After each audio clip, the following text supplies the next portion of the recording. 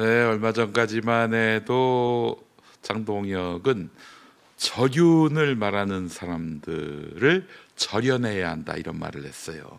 아이고 놀고들이 있습니다. 자, 여러분 김용민 TV 지금 시청하고 계신데요. 김어준 씨를 비판하면서 구독자 4,000명이 빠졌습니다. 그래서 그 나간 자리에 유이재명 시청자분들이 들어왔으면 좋겠다 해서 구독자 수 늘리기 캠페인을 벌이고 있습니다. 혹시 지금 이 방송 시청하시면서 김용민 TV 논조에 동조하신단 말이죠. 네, 구독하기, 좋아요 부탁드리겠습니다. 이런 부탁 제가 전에는 안 드렸는데 이제는 자신 있게 당당하게 요청드립니다. 구독하기, 좋아요 부탁드립니다. 한 1,000명 정도 들어오셨습니다. 나머지 3,000명 남았습니다. 네, 그 이상은 여러분의 선택에 맡기겠습니다만은 뉴 이재명 시청자분들이 그 4,000명을 채워주셨으면 좋겠습니다. 여러분들께 간청합니다. 칼럼 이어갑니다. 이재명 정부가 마련한 중대범죄수사청, 이른바 중수청과 공소청 법안을 두고 여권 내부에서 강경 반대 주장이 나오고 있습니다. 법사위 강경파로부터 비롯된 주장인데 사실 이들이 보다 강고하고 촘촘한 검찰 개혁안을 만드는데 견인차 역할을 한 점 인정합니다. 그 공로를 또한 치하합니다. 자, 그런데 이번에 그 정부안, 이재명 정부안을 차분히 들여다보면 사실 그 구조가 굉장히 치밀하게 설계되어 있음을 알 수가 있습니다. 핵심은 간단합니다. 수사와 기소의 완전한 분리입니다. 그동안 정치 검찰의 문제가 왜 생겼습니까? 검찰이 수사를 시작할 권한도 가지고 있고 그 수사를 끝내며 기소 여부까지 결정할 권한도 동시에 쥐고 있었기 때문입니다. 법률가들은 이를 수사의 시작과 종결을 한 기관이 모두 쥐고 있는 구조라고 말합니다. 이 구조에서는 마음만 먹으면 특정 사건을 시작할 수도 있고 확장할 수도 있고 또 덮어버릴 수도 있는 권력이 생깁니다. 윤석열이 야 조국 저 새끼 죽여 이러면서 시작된 조국 수사 아닙니까? 이제 시작을 검찰이 할 수 없게 됩니다. 즉 공소청이 할 수 없게 됩니다. 그렇습니다. 검찰개혁의 핵심은 바로 수사 개시권을 없애는 것입니다. 자, 그런데 문재인 정부에서 검찰개혁한다는 문재인 정부에서 검찰이 대부분의 수사를 못하게 했지요. 다만 다 못하게 할 수 없어서 검찰은 부패, 경제 등 이른바 6개의 범죄를 이유로 수사를 시작할 수 있게 했습니다. 말하자면 틈을 벌려준 것이죠. 자, 그리고 정권이 윤석열에게 넘어갔습니다. 윤석열은 각종 시행령 개정을 통해서 관련 사건이라는 명목으로 수사를 계속 확장할 수 있게 했습니다. 자, 정리합니다. 한국 검찰 권력의 핵심은 바로 이 수사 개시권과 수사 확장 구조에 있었다는 것이죠. 검찰 개혁한다면서 문재인 정부가 그렇게 검찰에게 권한을 남겨주었던 것입니다. 그 권한을 확장할 수 있게 허용했던 것입니다. 그런데 이번 이재명 정부 방안에는 수사 개시권 자체를 완전히 없앴습니다. 앞으로 수사를 시작하는 권한은 경찰과 중수청만 맡게 됩니다. 공수처도 있군요. 검찰은 더 이상 직접 수사를 할 수 없게 됩니다. 공소청이 말입니다. 이것만으로도 검찰 권력의 핵심 구조는 사실상 해체됐다고 말할 수 있는 것입니다. 또 하나 중요한 설계가 있습니다. 바로 견제와 균형의 구조입니다. 수사권을 경찰, 중수청 등에 넘기면 이번에는 경찰 권력이 너무 커질 수 있다는 문제가 생깁니다. 그래서 이번 개혁안은 수사는 경찰과 중수청이 담당하되 최종 기소 여부 판단은 공소청, 즉 검찰이 맡도록 설계했습니다. 수사는 한 기관이 하고 기소 판단은 다른 기관이 하도록 만들어서 상호 견제 구조를 만든 것입니다. 이게 바로 선진 사법 시스템에서 말하는 수사와 기소의 분리 모델입니다.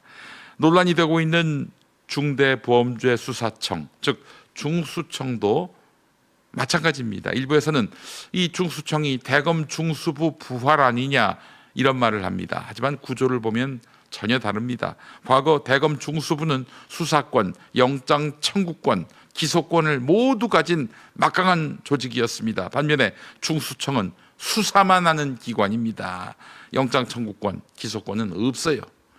영장 청구는 공소청을 통해 법원의 허락을 받아서 집행할 수 있는 것이죠. 그러니까 영장 청구는 공소청을 통해야만 할 수 있고 기소권도 없습니다. 네, 중수청이 기소권이 없어요. 게다가 수사 범위도 부패, 경제 등 6대 범죄로 제한되어 있습니다. 중수청이 말입니다. 공소청이 아니라. 자, 이 구조를 놓고 대검 중수부 부활이라고 말하는 것은 사실과 맞지 않는 것입니다. 또 하나 논란이 되는 부분이 있습니다.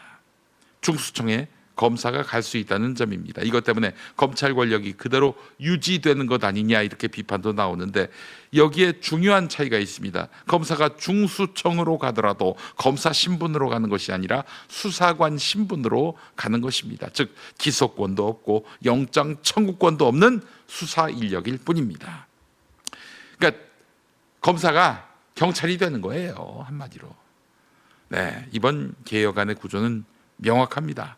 검찰은 수사를 시작할 권한을 잃고 수사기관은 기소권을 가지지 못합니다. 즉 지금까지 검찰이 독점했던 권력이 여러 기관으로 구조적으로 분산되는 모델입니다. 그런데 지금 논쟁이 벌어지고 있죠. 개혁의 95%는 이루어졌고 지금 남은 5%는 세부 설계를 놓고 벌어지는 논쟁인데 나중에 형사소송법 개정 등을 통해서 보완할 수 있다는 것이죠. 그럼에도 불구하고 일부에서 정치검찰이 부활한다 이렇게 말을 합니다. 자, 좀 많이 의아합니다. 저는 문재인 정부 시절 검찰개혁이 실패했던 것은 이미 역사적으로 모두가 인정하는 사실입니다. 그때 참모였던 사람들이 지금 와서 이재명 정부 방안이 잘못됐다, 정치검찰이 다시 살아난다 이렇게 길길이 날뛰는 모습을 보면 한심해요.